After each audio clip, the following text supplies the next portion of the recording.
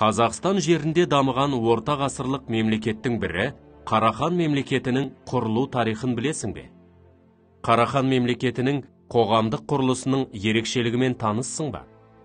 Қарахан мемлекетінде жер иеленудің қандай түрлері болды?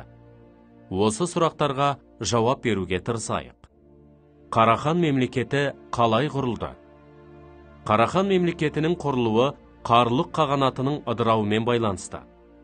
942 жылы Білге Күл Қадыр ханның немересі Сатық Боғра мемлекеттің негізін қалады. Жаңа құрылған мемлекеттің аумағы Жетісу мен Шығыс Түркістан жерін алып жатты. Алғашқы орталығы Ордакент, Қашғар, кейін Баласағұн болды. Қарахан мемлекетінің құрамында Жікіл, Яғма, Тұқси, Болат, Қарлұқ тағы басқа түркі тілдес тайпалар болды. Қарахандардың қоғамдық құрылысы жайлы не білесің? Қарахан мемлекетінде ерекше әскери әкімшілік басқару жүйесі орнады. Басқару жүйесінің ең басты ерекшелігі Арслан және Боғра әулеттерінің қатар билік құруы болды. Билік мұрагерлік жолмен берілді. Билік иелерінің қатарына хан ұрпақтары, тегіндер, ілік хандар, бектер, нөкерлер жатты.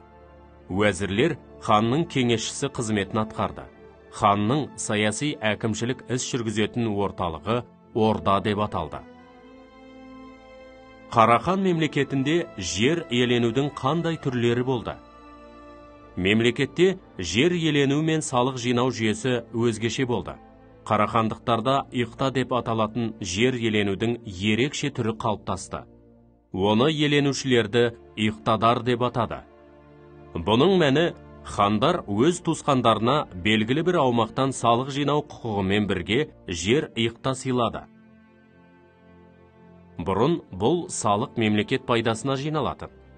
Дінбасылар мен діни мекемелерге ірі жер иеленушілер, көшпелі әскер басылар өсиет етіп берілген жерлерде болған. Ол жерлерді вақыфтық жерлер деп атаған. Вақыфтық жер иелері салықтан босатылды.